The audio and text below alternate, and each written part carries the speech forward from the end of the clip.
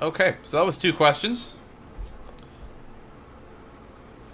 I guess any other final thoughts about turbo lasers, Star Destroyers? I still can't believe they did Starkiller Base. What a mess. Yeah. Oh, we just got to one-up the Death Star. Yeah. Yeah, exactly. Well, I mean, it was quite a one-up, I guess, in consideration of how many planets it could take out from the distance it could. Yeah, but you can't just, like, that's the thing I hated about Force Awakens. Like, people said it was, like, the good one of the sequel trilogy. I don't think it was good at all, because it was like, our Empire is more Empire-y than the last Empire. Our TIE Fighters are more TIE Fighter-y, our Walkers are more Walker-y, our Stormtroopers are more Stormtrooper-y. Our Death Star is more Death Star-y than the Death Star. You know, I can't believe the Empire... I can't believe it's not the Empire fighting. I can't believe it's not the Rebels who want to destroy the... I can't believe it's not the Death Star. You know? That is pretty much what it was, yeah.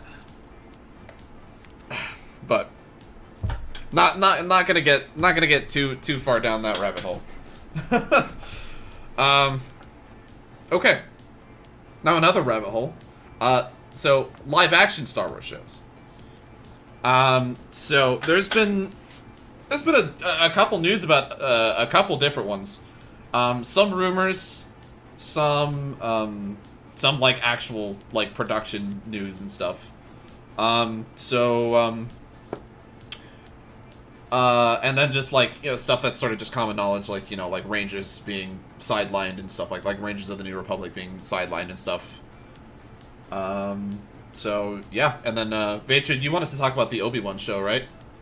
Yeah, I mean, it's not really anything too long to talk about, because I just saw one article about some leaked set photos, and, you know, the headline's always going to be something clickbaity, like new villains for the Kenobi series revealed, but really it was just one of the actresses already confirmed to be on the show that was in an Imperial officer's costume, like a couple stormtroopers, and then you see a couple pictures of, like, Ewan McGregor wearing a tarp just to hide whatever the hell he's wearing, because they know a bunch of paparazzi are taking pictures and shit. So really, it's nothing. Like, That's when funny. I read through it, I was kind of disappointed. And basically, the only confirmed news is the stuff we already know, like Hayden Christensen coming back and Obi-Wan being in the show. But they are actively shooting it in LA, and they're using the same soundstage that they used for The Mandalorian, which they seem to think is why The Mandalorian's not going to come out until like late 2022. Okay, I could see that. Yeah, because well, I mean, Book of Boba Fett just finished shooting. Right. I mean, assuming they all just use the same soundstage, which I'm guessing they probably do. Yeah, most likely. Yeah, I don't see. I mean, they could, but I don't see them like. I mean, with how many?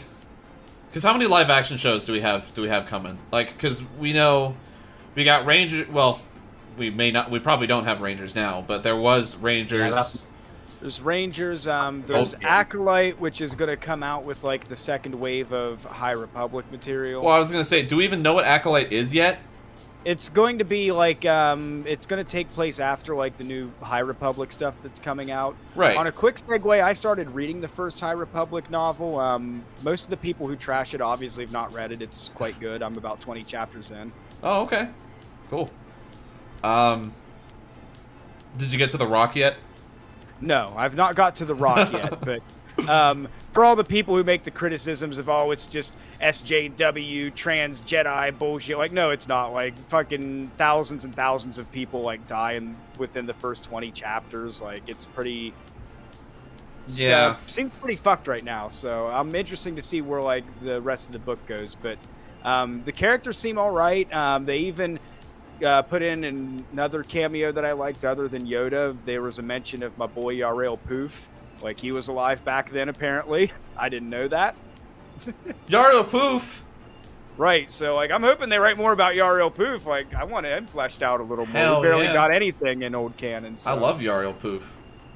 So yeah, I don't think it's nearly as bad as everybody says. The problem is they hardly ever criticize anything that's written. They'll just take some post from, like, a Star Wars Instagram account, like, oh, introducing our new non-binary Jedi or whatever. They get, oh, the High Republic's trash, but like that kind of language is never used in the book. It's not like the characters constantly scolding people like, no, I'm non-binary, address me with they them pronouns. Like it's not that like for quality, I guess. Yeah. So I don't really understand where a lot of that criticism comes from. Yeah. Well, I mean, that's the thing. I mean, like, there's a lot of... there's just a lot of...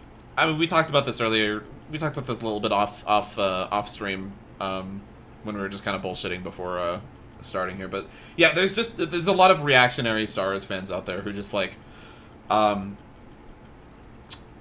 you know, because of... They don't like seeing women, LGBTQ... stuff like that in their franchises because, you know, everything is straight white males, right? Got to be straight white males every time. Got to be that same, you know, guy gets the girl every time, right? Mm-hmm. That's just like, it's so tiring because like there are legitimate reasons to dislike new stars. I mean, I dislike vehemently the sequel trilogy, but I dislike it for what seems like different reasons than a lot of people dislike it, because like a lot of people just point at oh, forced diversity, female Mary Sue character, they just want to make an overpowered female character, you know, stuff like that. I don't care about that, you know, with the well, I mean, like, I guess it's less than I don't care about it. Like, it's just not true. It's just a bad character. And like, and I guess it sucks. It just sucks to me, like, as somebody who very much disliked the sequels and talks about how I dislike the sequels. I feel like people who dislike the sequels get lumped in with like those reactionary chuds all the time. Oh, certainly. And it sucks because like I'm a very like, I mean, not to toot my own horn or anything, but like I'm very much for LGBTQ inclusion. I have trans friends. I know a lot of people in that community, and I like women characters. I like strong women characters. Fucking Princess Leia's a strong woman character. Like, exactly. They do exist, and it's just when they're well written, they're not as poorly received, I think. Often, I think that's what the problem is with all this. Like, this is why people are so strong on that inclusion thing. We've had strong characters since 1990 with Alien.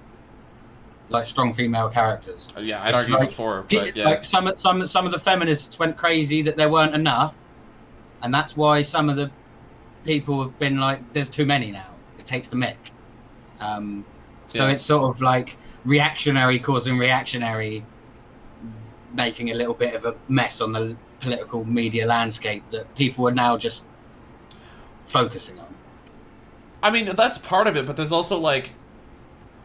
I mean, there's also things like, yeah, like, token, like, like, like a little lesbian kiss, a 0.3 second lesbian kiss in Rise of Skywalker.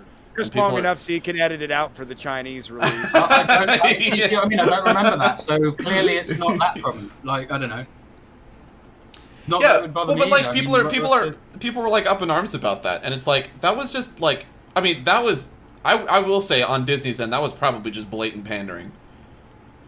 Right, I mean, that's what these corporations like to do, so... Right, I mean, you know, it's Pride Month, and everyone's got a rainbow logo right now, but, you know, none of those companies actually give a shit about that. Except Saudi Arabia. Yeah, all the, like, Bethesda and Bethesda Middle East, those logos look right now. But... God, we were talking about something totally different before. Talking about the shows. We were starting off the live action series, and I went into the High Republic segue because that's what's going to be like the precursor material for Acolyte. Because apparently once the High Republic gets through like whatever the current baddies are and through like whatever's to come in the second wave, we're going to get into what happens with Acolyte.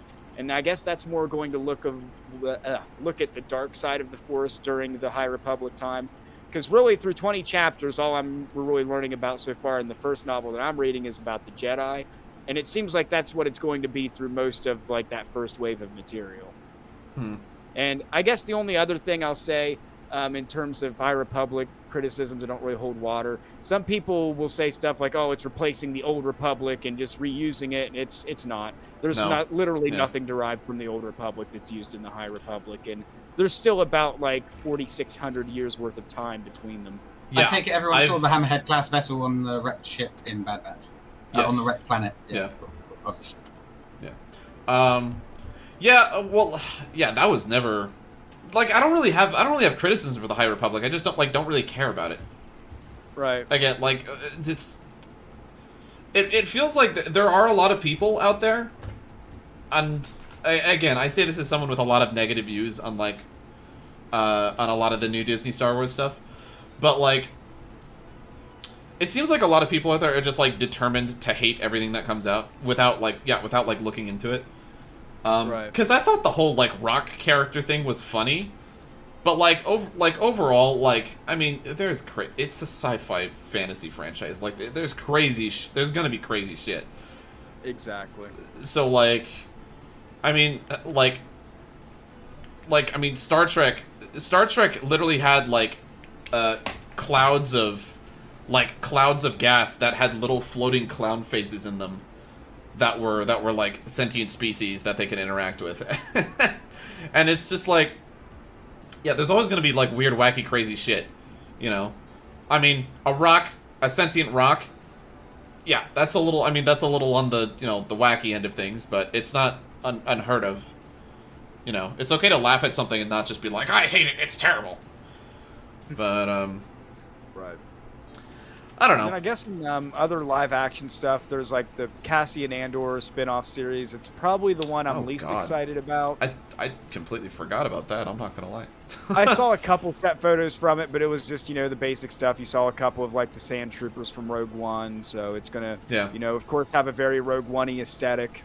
Oh, isn't it already confirmed to have Saw Gerrera in it too? I'm sure Saw Gerrera's good. He's right up there with Ahsoka and Maul, man. That's he one really of is. the Filoni faves.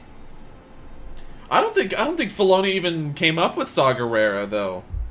Did he? I mean, I only remember Saw Gerrera first appearing in that Clone Wars episode where, you know, Anakin and Ahsoka are coming in to train a rebellion to overthrow a monarchy. Did that come out? Did that come out first, or did Rogue One come out first? You know, the Mogul, you know. I believe TCW is out first. I'm not sure. It depends on what part, because Clone Wars came out over the course of... Clone Wars was over by the time Rogue One came out. Well, Clone Wars, I mean, the thing is, Clone Wars has been released, like, sequentially over the course of, like, 12 years. That's the thing. Because, like, it started in 2006, which is so long ago. And, yeah, and then it went 4 seasons, and then it was canceled, and then season 5 came out a couple years later, and then season 6 came out, like, as a Netflix exclusive for a while. Right. So it looks like his first appearance is Clone Wars War on Two Fronts 2012. Yeah, that was long before Rogue One. Okay. So, I guess he was a Filoni character. Because Filoni did the Clone Wars from the start, right? I'm pretty sure he was involved from the beginning on that whole deal.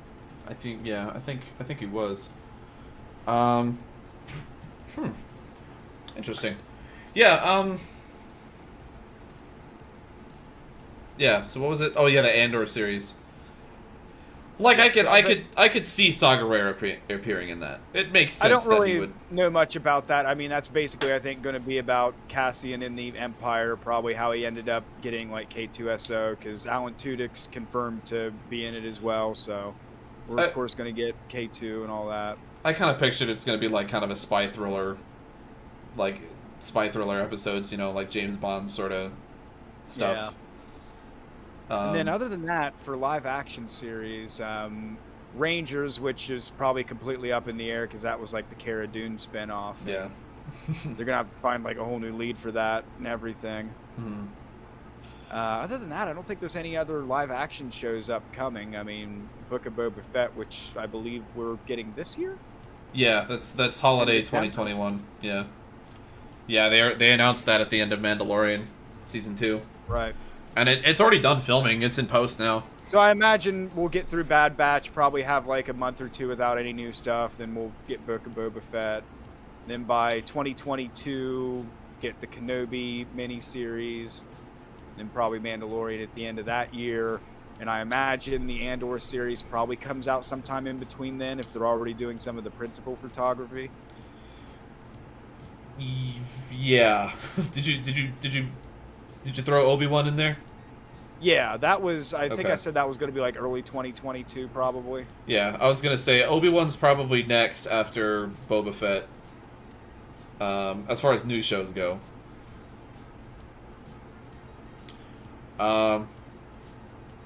Yeah, and Obi-Wan's only supposed to be I forget what the word is, but it's like a short, like it's gonna be like 8 like really long episodes, right? It's gonna be like 8 like hour-long episodes or something. Yeah, because it's only going to run the one season. Yeah, like it's just its own thing. It's like Okay, cool. So here's all the. I just looked up all the confirms and we've covered most of them actually. The only one, the only two we've missed, of course, are the Ahsoka series, and there's going to be a Lando series. There's gonna be a Lando series? That's what I'm seeing here. It's I don't in remember development. That. That one's That's gonna one of, be the super earlier early. produced shows, but it's just what I see on like upcoming Star Wars TV series on Wikipedia. But with the Lando thing, now that I see it, I can kind of probably PC where that one's going. I think that's what fans are going to get in lieu of the Solo sequel, because the recent Star Wars comic line actually brought back Kira or whatever, and she's like running Crimson Dawn now around the time like between Empire and Return of the Jedi. And that's like where the new storyline's going with like the War of the Bounty Hunters thing, because she just came out last week in like the latest issue, and everybody was pretty hyped about that. But I don't think Solo's going to get like a feature-length sequel. So I imagine any Solo-related sequel stuff will probably just happen in the backdrop of the Lando series. Yeah, I mean, I could see. Well, I mean, it's gonna be Donald Glover, right? Donald Glover's Lando. Yeah. So it's got to be like young Lando then. It can't be like. Yep. So that's where I'm thinking it's going to establish that period of time after Solo, because really that's the only other period of Lando I would say fans really want to learn about. Like that might be the one that Ray Park was rumored to be in as Maul.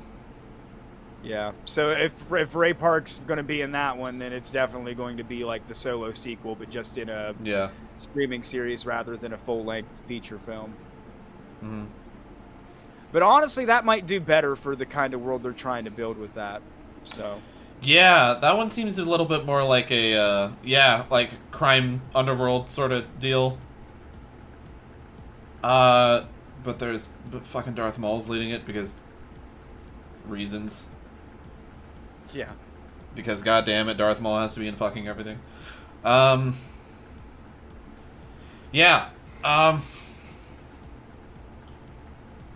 What was I gonna say? Damn.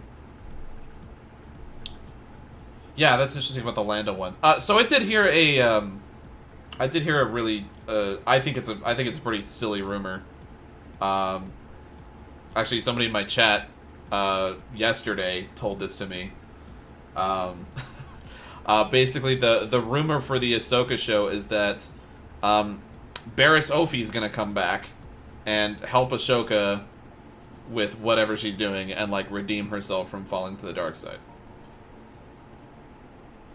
I mean, I think that'd be all right, but what the fuck's Barriss been doing for like 50 years if this is supposed to take place after Rebels? Yeah, well, that's what I said. Like when I first heard that, I was like,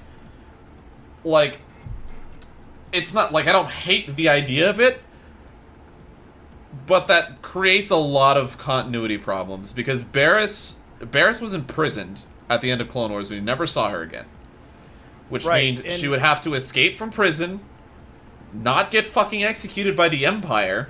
Because if she was still in prison when Order 66 happened, they'd have just fucking chopped her head off.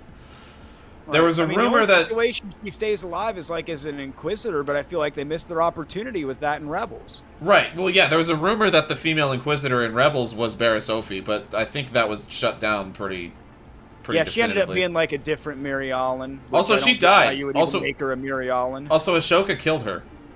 No, I think Maul killed her. Did Maul kill her? Yeah, because he wanted Ezra to do it, and then Ezra's like, "No, I'm not going to," and Maul just like straight slashes her in half, and he's like, "Don't hesitate next time." Right. Yeah, I was gonna say, yeah, she died. One of them, yeah. So it's not her, but like, yeah, it's just like, what was she just fucking hiding out another Order 66 survivor just camping out on a planet for the entire Galactic Civil War and Empire period? But is it confirmed that Ashoka is taking place post Rebels, like after Rebels, like? That's what I read. Let me go back here. So would it be like after Rebels, but before? Like, would this be like during the events of the original trilogy, maybe? Then? Ahsoka. In December 2020, Ahsoka was announced, developed by Favreau and Filoni. It exists alongside The Mandalorian, Book of Boba Fett, and Rangers of the New Republic through an interconnected stories, accumulating in a climactic story event. Rosario Dawson headlines the series, reprising roles as Ahsoka. It'll be a limited series set sometime after Rebels. Okay. I mean, that So little it's like- synopsis just sounds like the Ahsoka Thrawn endgame deal, and Right. God, shoot me now. Yeah, I was gonna say that's what I. that's what we were talking about before, where I was like, yeah, their Avengers Endgame is gonna be. Yeah, when they all team up. Fucking Ashoka, Mando, not Cara Dune, and Boba Fett, I guess, all team up and kick Thrawn in his blue ass. Right. Apparently. Yeah, I don't know. I didn't even like Thrawn in I mean, Rebels. maybe Ezra can bring his gun saber back to the battle too. Let's not get started on that again. Well, I think lightsabers was Too on the badass docket and you know tonight. Yeah. Against I anyone figured with a it would saber, come you up. would just shoot them. Even while your sabers are locked. It is undefeatable. Too bad. just because you can't accept that it's undefeatable. It's not. It's very defeatable. Would not if you were against someone and they didn't know you, saber to saber, you would just shoot them, stun them, they'd fall to the floor, and that would be that. But, like, there's so many things that can go wrong with it. We'll talk about this later. Because we're talking about lightsabers for our next segment. yeah. So, like, we'll Right. talk about this later. But, like, ugh. And then that'll probably be the last segment I can do. I've probably got about 40, 45 minutes. Oh, okay. Kind of get out of here. Okay. In terms of the new Star Wars series, that's at least all of the knowledge I have on them, and at least from everything I'm aware of, I've felt like I've covered it pretty clear. Yeah. If there's Yeah. anything else you guys wanted to throw in, maybe, I don't know. That's a pretty good synopsis. Because most of these are still pretty early in production, so there's not Right. like a whole ton about them. So, I guess, like... So, about Rangers of the New Republic. It's not canceled. It's just... They're, like, completely rewriting it. Like, they're redoing it. As far as I understand, right? The last thing it says on Rangers is the series was not in active development by May of 2021. So Oh, that certainly okay. sounds like they may be rewriting like the whole thing. Yeah, so they might... they might just straight up be canceling it. Yeah, they might... Or just straight up canceling it. Yeah, that actually makes me think they're just gonna kind of forget about it. Right. Forget about it. Okay. Yeah, somebody posted an image on Twitter. And the most hated in the of world, the- and anywhere they don't understand where it came from. Oh my god! Right. Such And a I guess for ridiculous- predictions, I can already tell which series is going to be the most hated in the online discourse, just reading all the synopses. It'll be Acolyte because it's reported that it's going to be a female-centric live-action cast, and I just know with the chuddy Oh types no. But I'm excited to see what it's going to be all about. It says late High Republic era is where it's going to take place, so hopefully by that point I'll have read a good bit of the High Republic stuff that at least interests me. Like, of course, the young adult novels and like the Star Wars Adventure series. I'm going to stay away from all that, but at least like the broad strokes I'm going to try to cover with like the main novel releases. I'm down. I mean, we need more live action female Darksiders, honestly. Right. So that actually sounds like it'd be pretty cool. Bring on Miss Sexy Sith. It's not like a Maul show. Oh God, yeah. I hope Maul. I hope they do not put Maul in it. Well, I guess if it, I guess how long until there's a series called Maul? It's gonna happen. I don't know. You know, I don't know. I just feel like Filoni used him too much between TCW and having him survive like right almost up until episode 4. I could see him. I could see him showing up. I could see them like doing a spin-off movie about him. That basically just rips off Shadowhunter. Might be more likely than series, yeah. Yeah, I could see them just. I could see them just ripping off Shadowhunter. And saying it's an original work because it technically is because nothing existed before 2012, unless it's a movie or Clone Wars. Yeah.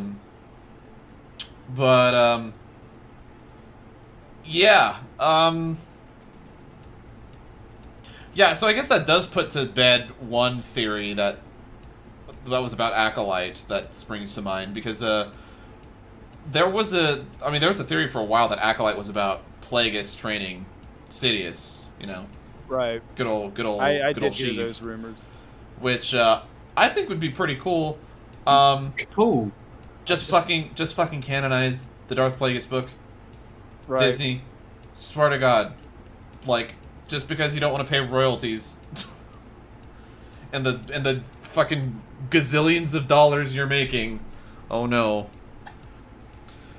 Anyways, so I guess that does put that to bed, but I'm not like, that's fine, honestly.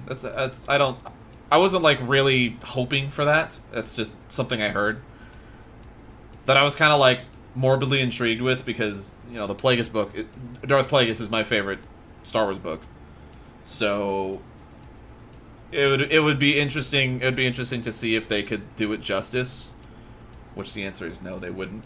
But yeah. Yeah, I'm down. Give me sexy lady Sith. Hell yeah. Right. I feel like it's an underrepresented demographic because outside of like Darth Zana, we didn't really get it too much. Yeah, well there's Zana, there's I guess if we're talking about like straight up Darth Sith.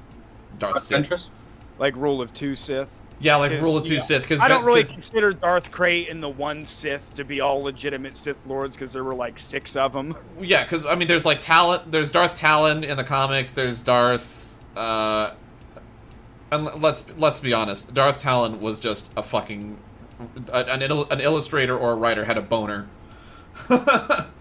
Absolutely. And wanted to make an overly sexualized sexy Sith. I mean, she's like a Sith Lord, but still dresses like a Twilight dancer. Like... Yeah. Which, like, I can kind of get why a Sith would want to be like that, because I mean, it's a wealth of emotion, and Sith draw their power from their emotions. But I don't know. It's interesting. I could see you spinning like, yeah.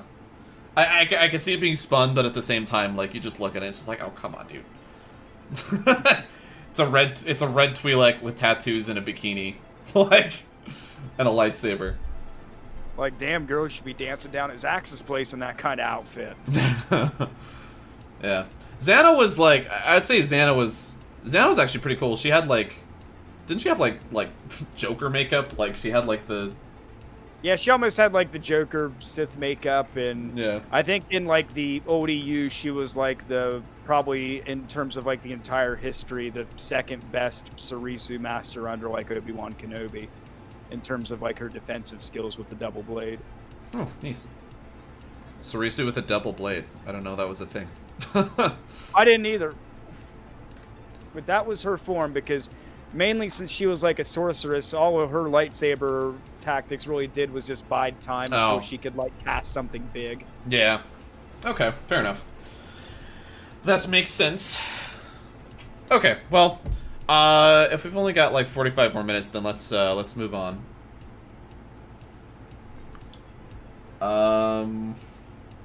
Okay, so 2 more questions. Debita John asks, what original Star Wars movie prop would y'all want to have? Ooh, that's A so really tough. tough question. That I've is. been thinking about that since reading it at the beginning of this.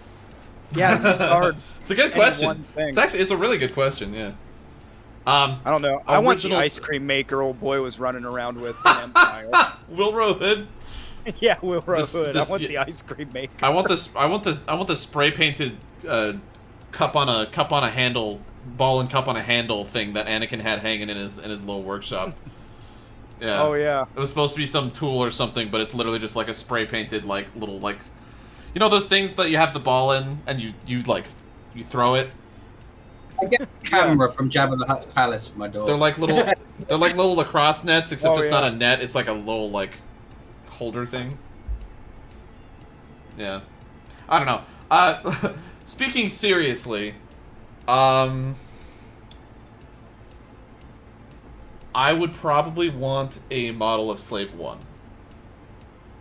Maybe. Oh yeah, the models. in the Ah, 70s. like a ship model, like one of the, or maybe like a Walker or something, because the old like ILM models they used for the stop motion shots and be stuff rad. like that Yeah, that would be pretty cool. would be neat. I guess if we're talking like live action props, I'd have to think about that more, because I don't want to do something generic like Darth Vader's helmet. But, Yeah. I don't know. A gonk droid. I just leave it in the corner. Gonk. Oh, Yeah, that. Good old Gonk. gonk droid.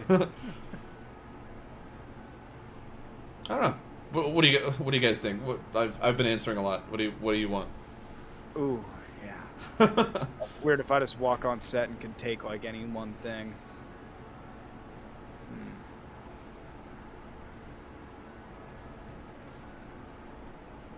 Man. It's just tough to think about an answer that's not necessarily too generic at the same time. Right. Yeah. I mean, generic is fine. I'd obviously want a stormtrooper blaster. I mean, who wouldn't? Oh you yeah, would I was gonna have- say I'd probably unironically want a stormtrooper helmet, because I actually like stormtrooper stuff. I have a Right. cardboard cutout of a stormtrooper in my living room, so That's awesome. yeah.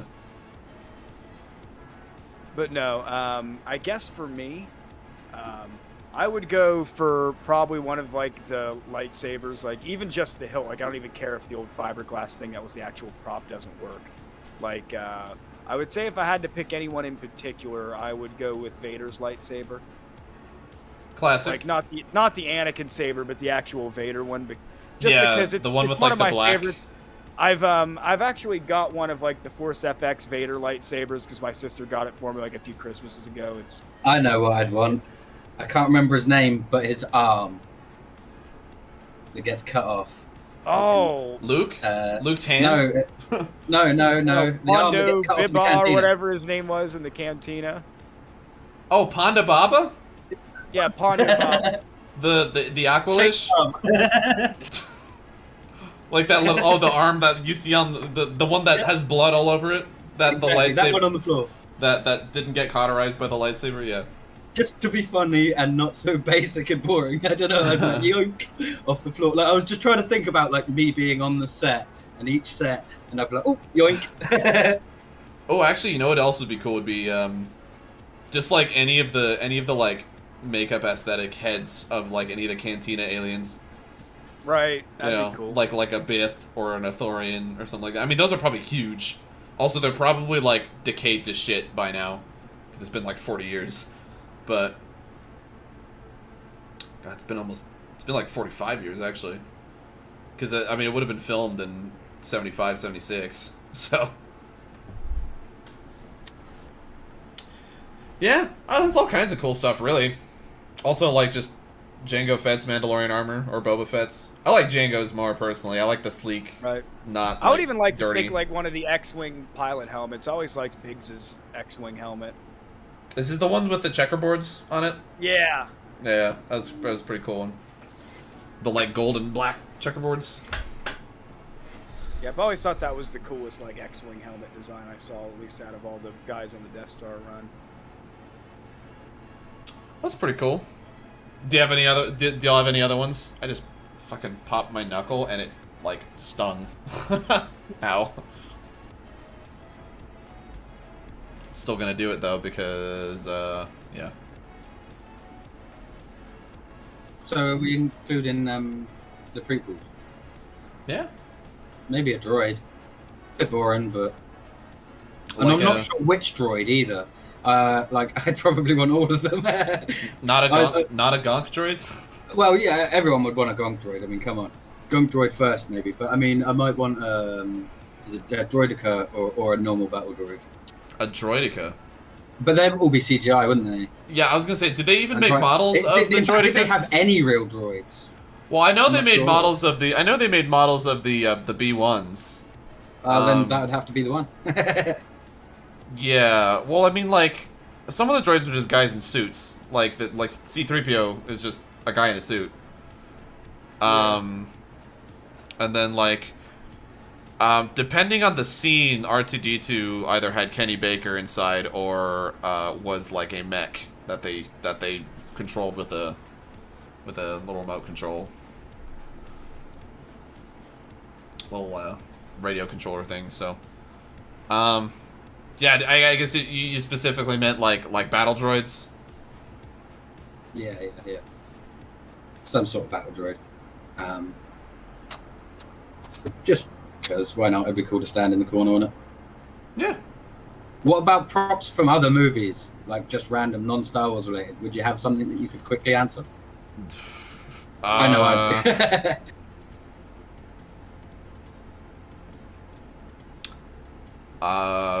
That's like such a huge question. Yeah, that really is. I've got mine picked. I know what I want to buy, but it would never happen. All right, what the would you? Robot from Judge Dredd.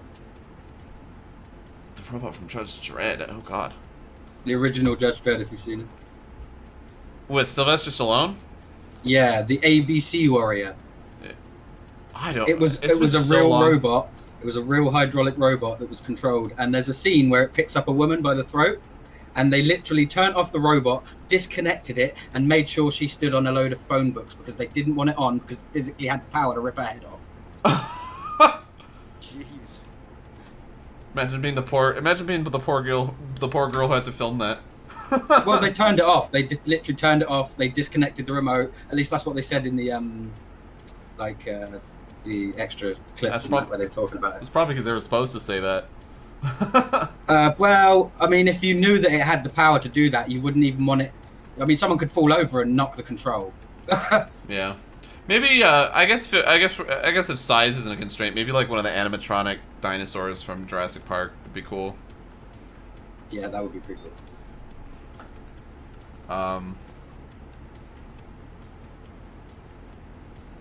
Yeah, I don't know. I'm like going through all my favorite movies and like just thinking of stuff.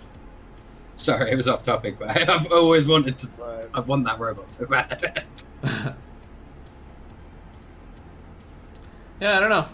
Most of mine would be stuff from like Star Trek movies. If it's not Star Wars, it'd be stuff from Star Trek, or yeah, maybe like an animatronic dinosaur, because that'd be pretty cool. And then I would have the remote control, and I can have it answer the door. And before you know it, you'd have people paying you just to see it. some fucking door-to-door fucking evangelizer shows up and they knock on the door and I open the door. Honestly, if I could pick any movie, I'd still probably just stay with whatever I chose out of Star Wars. I don't know. I probably would just too. never really saw any props in a movie and was like, I feel like I just gotta have one of those, man. Yeah, I don't know. I would definitely want like a Star Trek uniform.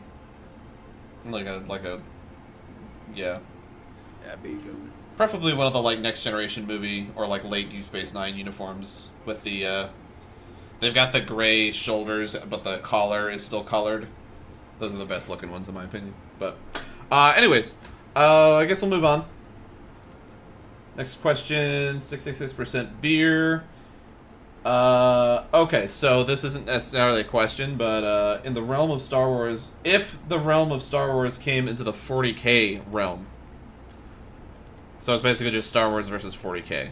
And I picked this specifically because I'm not a big fan of Warhammer 40k. I think it's the most over-the-top, cheesy, like, completely corny universe in the planet. Everything is so just completely overdone and overpowered that there's no point in comparing it to anything. Yeah, it would literally wipe the floor with anything in Star Wars. There's literally no point in even having asked the question. Well, I don't know. Could the beings in Warhammer 40k stop something ridiculous like Starkiller Base? It would have to be... See, the thing Just is... saying.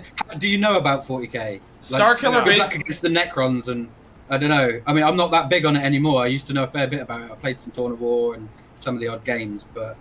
Well, I mean, no. Isn't the God Emperor of Mankind literally a god? Something like that. There is a lot of stuff like that I'm not even familiar with as well. Well, I'm pretty sure he can psychically control things across the galaxy. Like he's basically Aboleth. If we're likening him to things in Star Wars, do you know who Aboleth is?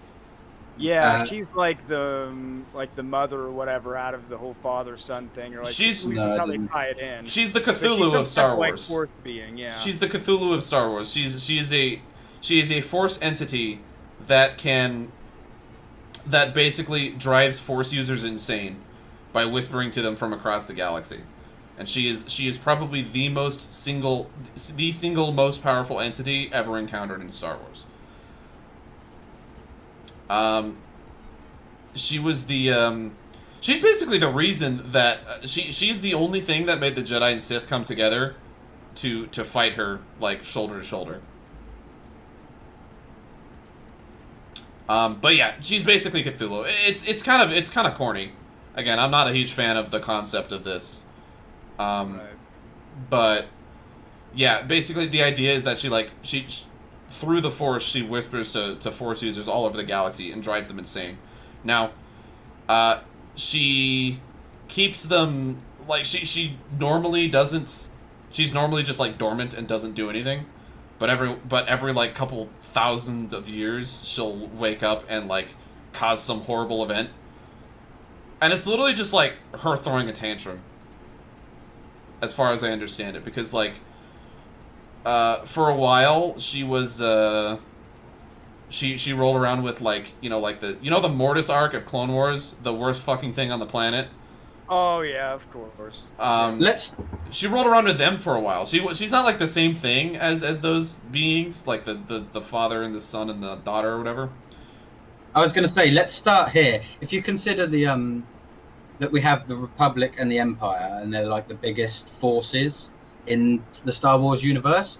Each of the forces from 40k that I'm about to list is as big, if not bigger. Space Marines, Necrons, Sisters of Battle, Adeptus Custodius, Tyranids, the Tau Empire, Orcs, Adeptus Mechanicus, Astra Militarum. The factions go on and on and on. Chaos Demons, Chaos Knights, Chaos Space Marines. It just goes on and on. There is so many factions. Imperial Knights, Harlequins, Grey Knights, Jane Steel Occults, Drakari, Craft Worlds, and each of them is as big, if not bigger, than both factions in Star Wars combined. At least meant to be. And that's just talking about numbers. We're not talking about how actually fucking powerful a Space Marine is compared to like a Stormtrooper. A Space Marine would literally rip Darth Vader's head off in a split second. Everything in that's what I'm saying. Everything in Warhammer is stupidly overpowered.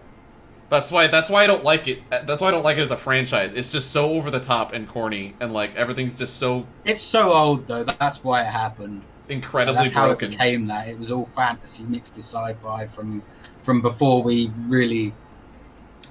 Seen enough. I actually like Warhammer Fantasy. Warhammer Fantasy is actually a really cool setting to me, but yeah. I prefer 4K myself, but that's because I like sci-fi. I like to see anything sci-fi. See, I like sci-fi too, but I like sci-fi that's reasonable.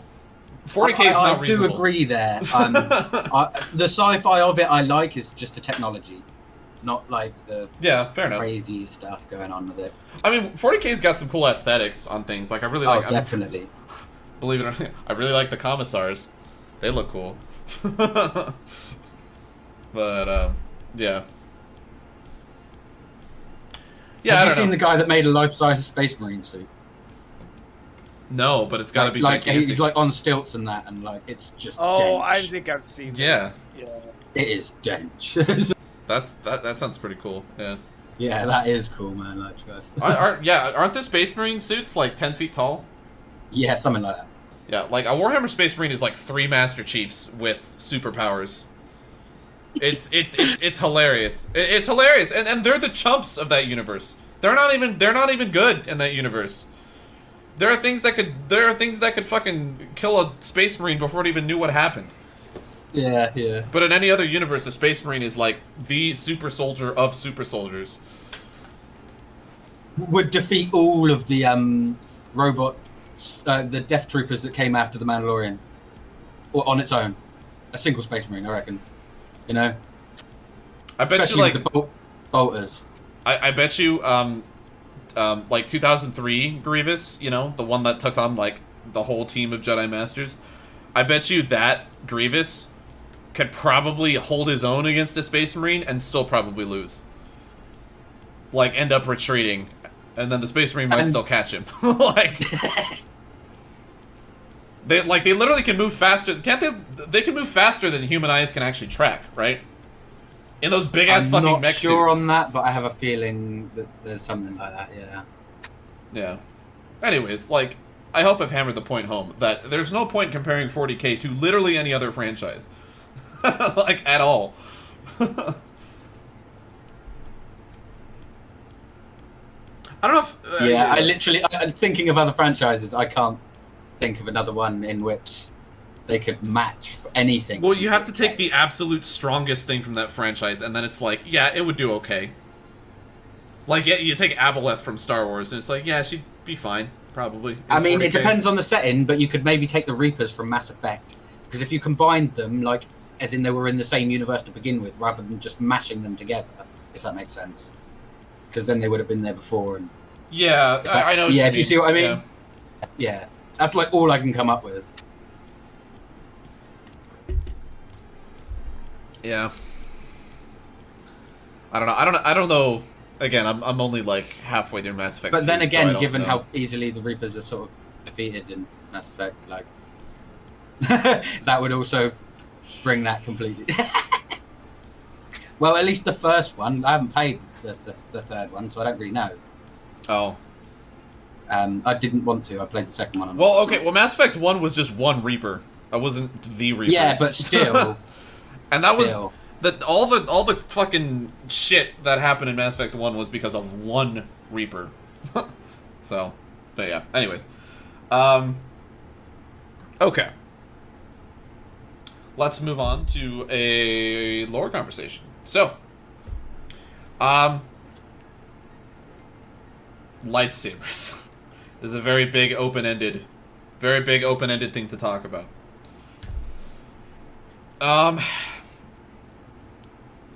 So, for those of you who don't know, a lightsaber is a... No.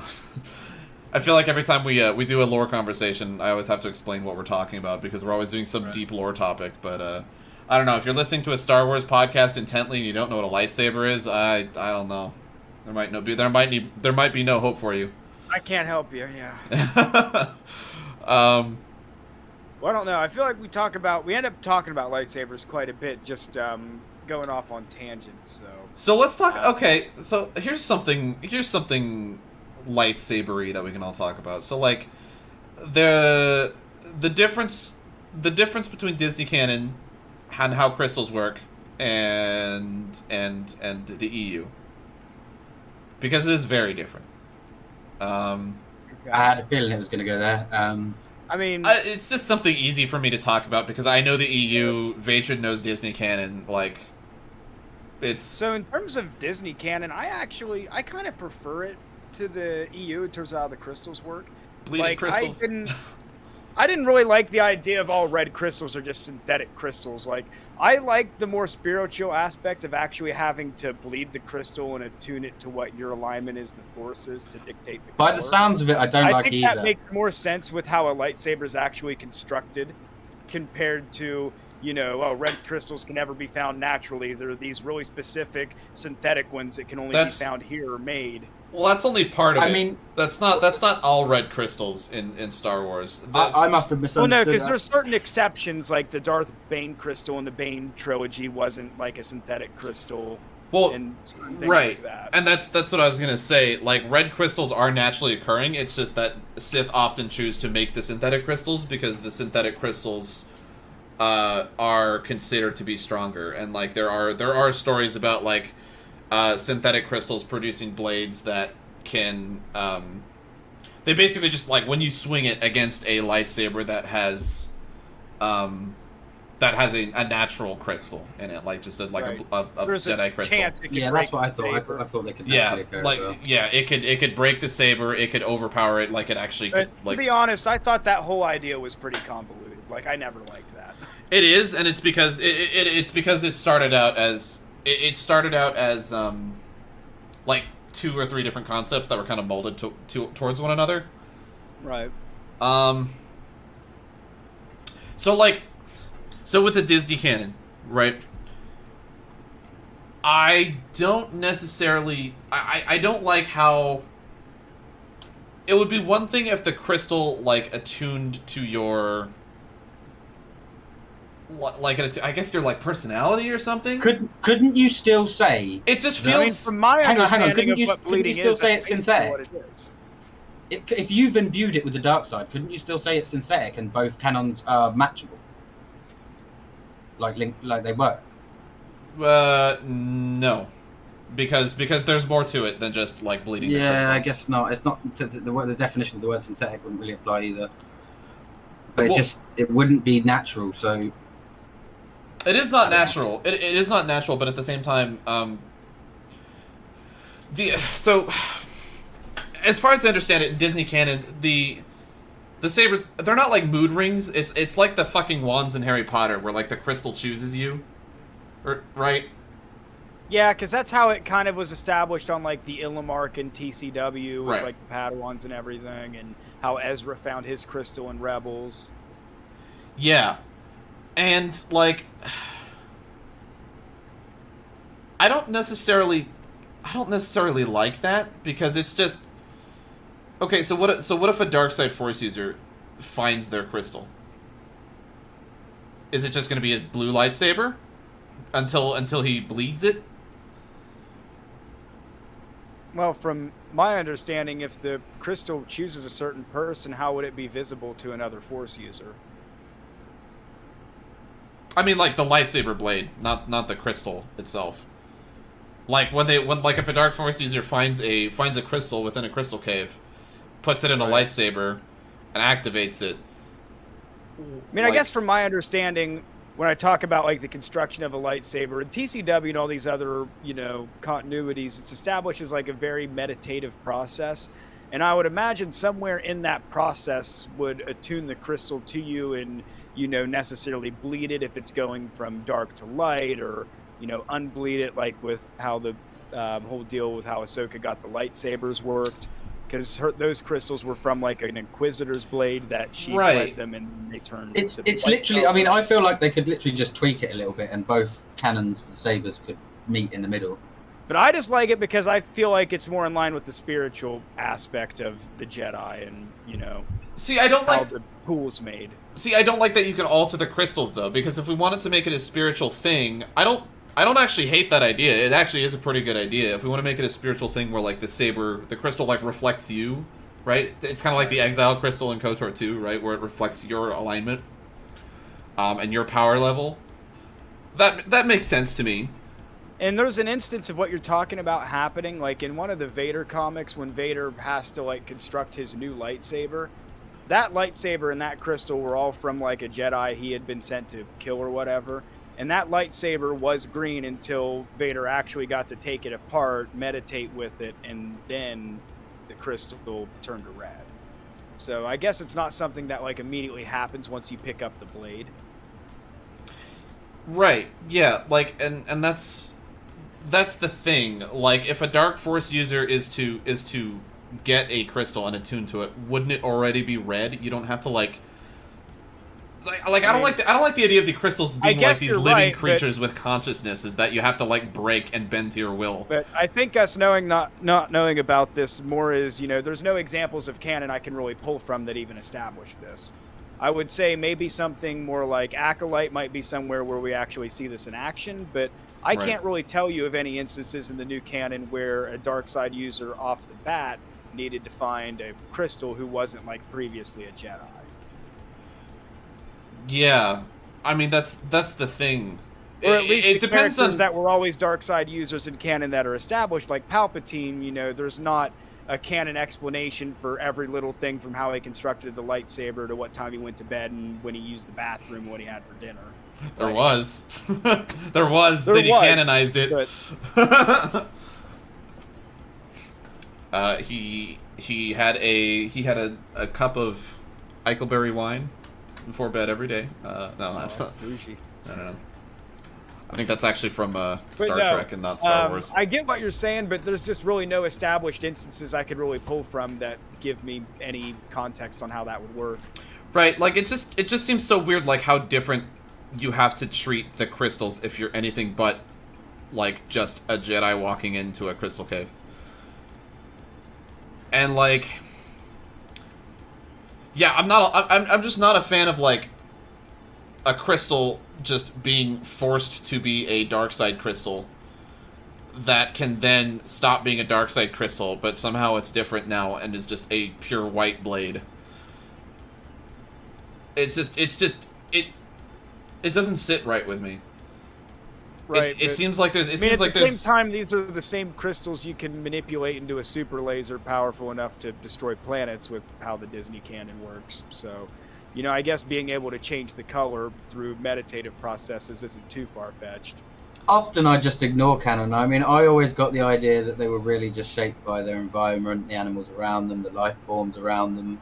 Yes. And everything else. It just made more sense. Well, that's what it was in the EU. That's the thing. You found the crystals that spoke to you based on the environment that you find them in. Right? That's what you were supposed to do. You were supposed to go and find crystals that make the lightsaber your own and construct it of not only the crystals, also the materials you make your lightsaber out of in the first place. There were like Wookiees who made Wookiee Jedis who made lightsabers out of like wood and like animal horns and stuff, because it was like a part of their heritage. So like I think it's just better. Like, yes, you're not literally affecting the crystal with your mind, your emotions and stuff like that. But you're choosing crystals. You're showing an inner knowledge of yourself to use crystals and materials that are already existing to make the lightsaber your own. And like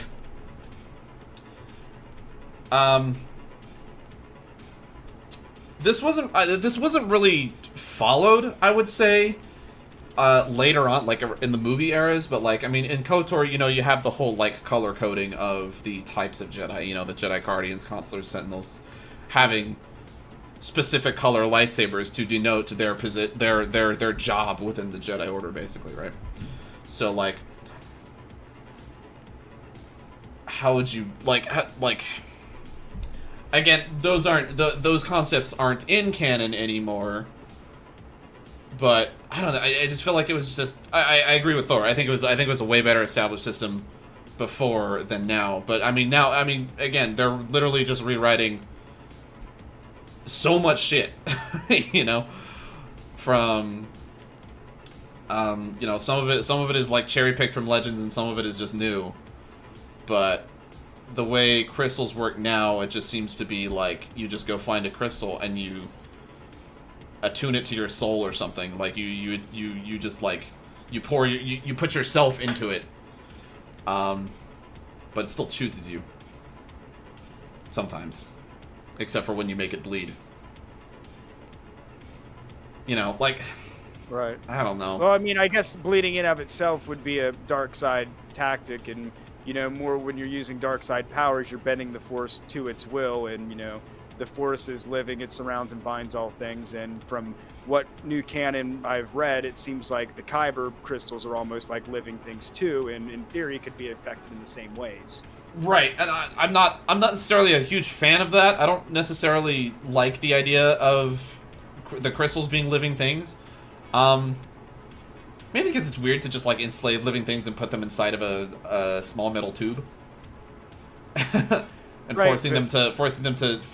I mean, to when create has blades, anything the Jedi and Sith done in the entire history of Star Wars been exactly moral? ethical? Yeah, I know.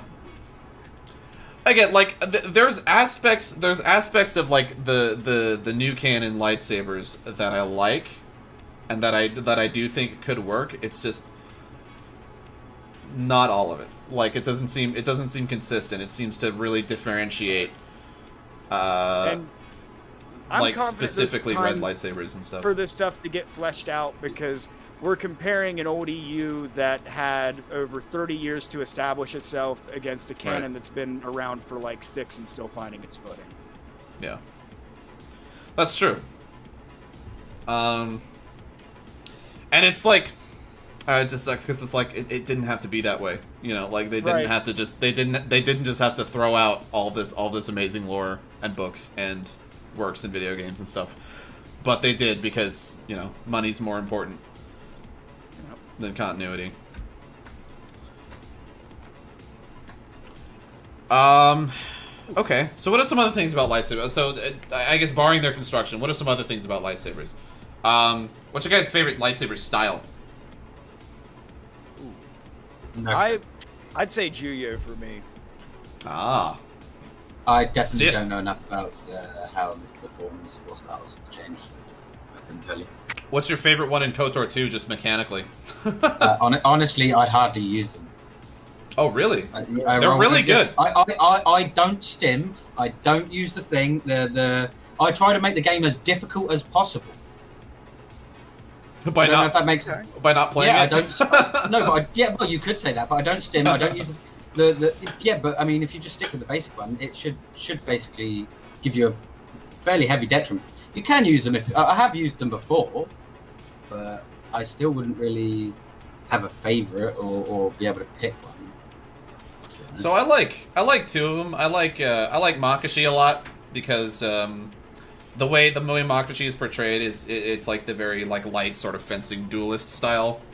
Oh yes, the Dooku form. Yeah, it's signature look. Dooku uses it. The Inquisitor, the first Inquisitor in Rebels uses it. Oh yeah. He's very like it's a fencing style. Like it's very light, quick, precise. Good for sword fighting, not good for like deflecting blaster bolts. Right. I also thought I also sort of think it's form once Jedi got away from sword to sword combat like over the years. Right. So like by the time you're in the Clone Wars, there's only like 1 or 2 people that primarily use the form. Yeah, and that makes sense. I also think it's kind of silly to use just one form. Well, most Jedi don't. Most Jedi master one, but are like fairly familiar with others. Right. I feel like they usually specialize definitely. in one, but they know others. Yeah, it's just like martial arts styles. Like, I mean, like a good fighter will know, you know, like karate, taekwondo, jujitsu, like, but they'll specialize in striking, grappling, kicking, you know, something like that. It's the same thing with the saber styles. Like, I mean, because I mean, like, Mace Windu was a master of most of the styles, if not all of them. He had to create his own style that he could specialize Vapad. in. I never really liked Vapad or the whole like story around that or really any of it. It's interesting, like it's interesting conceptually. I don't really understand. Like it's hard to sort of just get in your head how it works mentally, because the idea behind Vapad is so Vapad is basically the Jedi version of Juyo, and Juyo is it's just externalized aggression. You're channeling your aggression into your strikes. So it's wild, it's fast, it's unpredictable. But since you're channeling your aggression into your strikes, you have to draw on dark emotions. You have to draw on basically the dark side to be able to use it effectively. Mace Windu just Vapod is essentially doing that, except remaining mentally detached from your aggression channeling through your body. So like, you're sort of like in this weird meta state where you're going, I'm fighting aggressively, but at the same time, I'm not letting it affect my conscience, if that makes sense. Right. And like that proved to be incredibly difficult to do, and that's like most of Mace Windu's stories in the old EU involve him tracking down one of his Padawans that he taught Vapod to, and they couldn't understand how to use it correctly, so they ended up falling to the dark side because they ended up using Juyo instead of Vapod. Oh yeah, and Sora Bulk tried Vapad at some point, and I think he went dark also somewhere, I think in like Republic Comics. Yeah, Sora Bulk. I may be misremembering that. No, there is. I remember that comic specifically. Yeah, Sora Bulk, Deepa Balaba in Shatterpoint. Those are the only two I can think of at the moment. I think there's one more. But yeah, it's kind of funny. It's kind of funny how that works. Like, I guess it shows like how good of a personal like fighter Mace was, and how disciplined his own mind was. But like the fact that like he couldn't really convey that well to others, I don't know, might say something about his style as a Jedi Master in general. Apparently there's a fly in your green screen, Vatred. Oh, is there? I said 2 minutes ago, so it might not be there. I don't see any. Oh, that's moist. I'm not gonna give anything he says any credence. Okay. Oh, yeah, you looked around. It's about time that I probably have to get out of here anyway, but yeah, one time these guys saw my cigarette smoke and clipped it and thought it was a ghost, so it's hard to tell what these guys see. That's pretty funny. Anyway, that's where I've probably got to wrap things up and get out of here. Okay. Well, we're close to we're a little over 2 hours. So yeah, I mean, that's enough. That's enough. Like, right. That's enough time. For a little later than we'd 2 like, episodes. Yeah. Out well. So I guess let's do one more thing real quick. There is one more topic I had that I said I would bring up, so I will. It will be pretty short. One of my viewers was curious about Earth, the planet Earth in the Star Wars universe, because apparently the Star Tours ride canonized Earth being in the Star Wars universe. Any thoughts on that? Huh. I mean, I always thought like Alderaan was kind of like Earth for Star Wars, right? Well, like I said earlier, if we consider ourselves in, like, I was on a Star Wars planet right now, then Earth is a long, long time from now in a galaxy far, far away. That's all there is to it. Let's just leave it there. Yeah, I was gonna say, like, how long ago in a galaxy far, far away are we thinking about? Like, I mean, if it really is a long time ago, right? Just plot it at the dinosaurs. Let's be easy. Yeah, I was gonna say, like, yeah, is this like millions of years ago? We're looking at, like, humans haven't even evolved yet. Like, humans colonized Earth. That could have been it, you know. Someone made it through the Rishi Maze and found Earth. Through the Rishi Maze. Yeah, there we go. Yeah. What if the Earth in Star Wars universe is flat? That's a whole new conundrum. Where the fuck was it? They put it general, weirdo. Okay. Okay, so this is from Wikipedia. Earth was a planet the Star Tours travel agency operated on at some point between 1 and 0 BBY. From space, one can see that a major proportion of Earth's surface was covered by oceans, with the remainder consisting of land masses, and that a web of clouds enveloped the planet in a white veil. Through the Star Tours space line, Earth was connected to other worlds such as Coruscant, Kashyyyk, Naboo, Hoth, Geonosis, and Tatooine. Around 4.3 ABY, 4.3 ABY. Not 4.2 ABY, 4.3 ABY. Wow. Sorry, I didn't want to get those mixed up. Yeah, there'll be a test later. Don't worry. Earth also acted as a hub for flights to Endor prior to Star Tours being shut down. It was also known as Eartha, URTHHA, Eartha, by some. It was composed of various nation-states, with the intergalactic passport being useless as a planetary passport for any of these nation-states. God damn it, I feel dumber for having have learned that. Its primary terrain, it's considered an ocean world. It's considered an ocean world because Earth is mostly oceans. How does it feel living on an ocean planet, guys? I guess it makes sense. Just wait till we start getting all of the Gungan immigrants coming in around 2 ABY because our world's mostly water. And the Mon Calamari, and the Quarren, and the Selkath. So Earth is in the Earth system. The Earth system, the Fath sector of the Outer Rim. Terrestrial climate, primary terrain, oceans, some land masses. Hang on, the Outer Rim. So we're not in a galaxy far, far away. They're just completely and utterly, like, all over everything, right? Right. Another retcon.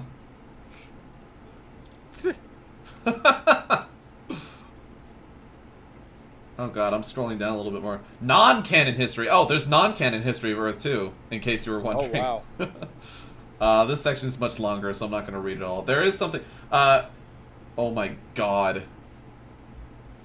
Earth is known as the homeworld for Dr. Indiana Jones.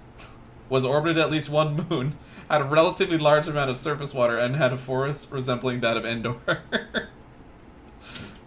The forest was home to a tribe of humans that used primitive combat technology like spears, bows, and axes. After the Millennium Falcon crash landed in the forest, and members of the tribe... I think I've seen this comic before. Yeah, this was like a Star Wars Insider joke comic. The Millennium Falcon crashes on Earth, in like... You know the beginning of Raiders of the Lost Ark? Where Indiana Jones is like running from all the like Amazonian tribesmen and stuff, and they're like shooting blow darts at him and stuff. You know what I'm talking about? Yeah, I think so. I think the Millennium Falcon crash lands in that forest, and like Indiana Jones meets, or like either Han Solo like becomes Indiana Jones because Harrison Ford, or like they meet each other and it's really weird because they have like the same face. Let me look. That's pretty fail too, though, because then it's not a long, long time ago. Yo, after the Millennium Falcon crash landed in the forest and members of the tribe killed Han Solo with arrows, they started referring to Chewbacca as Sasquatch. 126 years later, they led Dr. Jones and Shorty to the remains of the ship. The planet's other places of interest included Atlantis, which Jones had visited prior to encountering the Falcon. Is this even Star Wars at this point? What the fuck? Yeah, I don't know what the hell that is. Are you sure someone hasn't just been editing Wikipedia? Warning, the following section is non-canon within the Star Wars Legends continuity. It contains information explicitly released under the Infinities brand and/or confirmed to be non-canon by the author of Lucasfilm. Information exclusive to this section did not happen in the proper Star Wars Legends continuity. Because Star Tours did. Star Tours. A nation-state leader on Earth carrying the title President of the United States once announced that, despite the demands of many citizens on Earth, his government would not build a Death Star. Oh, do you guys remember that? Oh, God, yeah, that was a real thing. I remember signing that petition. Somebody sent a somebody made a petition to Obama to use the military budget for, it was like 2011 or something, to build a Death Star. And it got enough signatures to warrant a response from the Secretary of the Interior or something. And they literally just highlight the problem we have with the world. They literally wrote a whole letter. They wrote a whole letter, like a whole response, saying that our military budget cannot accommodate a Death Star, as a Death Star would take. It was like something like $50 quadrillion to build. More money that has ever existed on Earth and will ever exist, probably. I hope they didn't do the math. I hope they just come out I with think a they did. fetch number. I think that's what they did. I think they actually did do the math. Given the they used measurements from one of the like blueprints or whatever, like the books that had the blueprints in them. I forgot what they were called. But they were pretty neat. Okay. Well, but that means they paid someone to do that. Probably. What a mess this planet is. Probably. It was probably just one of the people. I guess the Secretary of the Treasury, or Department of the Treasury. They probably had them do some kind of They probably just had one of the employees for there and just hey, you want some overtime? Why don't you stay late an hour and calculate how much it would cost for us to build a Death Star? And then they were all just like, "What's Obama planning?" Don't tell them that it's not happening either. They were like, "Whoa, wow." Okay. Any last questions from the chat before we go ahead and call it for the night? Oh, somebody redeemed. You don't have to read that if you don't want to. You have my blessing. Yeah, just read it. I'm not gonna read that. I'm not gonna read that on the podcast. I might read that after I stop recording.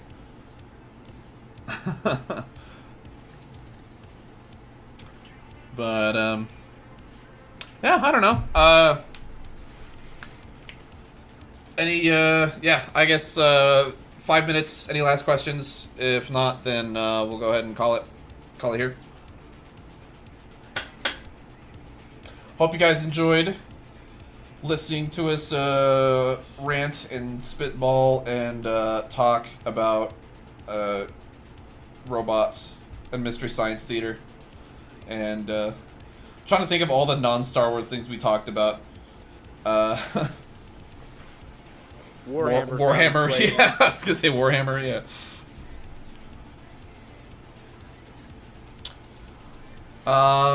What are you gonna stream later, Vatred? I don't know. It depends on what time I get back here. If I'm back around 2 before 3, I have time to set up. Probably do KOTOR 1 again. Oh, cool. If not, if it's just gonna be a quick deal, maybe probably just do multiplayer games, probably movie battles or Dead by Daylight. But I'm leaning towards KOTOR. Hopefully, I should be good to go by then. Were you planning on streaming today too, Thor? I might, and I don't really know what yet. I want to, and there's several things I've been wanting to stream for a while, but I just can't pick between them. Games or modding? Games and modding. Oh. Frostpunk, Jeff Wayne's War of the Worlds, No Man's Sky. There's a few things I've been wanting to play. Nice. Yeah. I will definitely not be streaming later. I am probably going to, after this, go make food and maybe watch an episode of The Mandalorian and then go to bed. Because I had 4 hours of drunken sleep last night. So, yeah, I'm a little sleepy. But I will be streaming Mass Effect 2 tomorrow and then KOTOR 2 on Friday. So appear like we're getting too much in chat, so yeah, we're just kind of just getting emotes. Fair enough. Okay, but thanks for having me on to the stream again. Always a pleasure. Nice being able to chat with y'all. You make sure to check me over at my channel. That'll be in the link below if you're watching on YouTube. And I am out of here. And the doobly-doo. All right.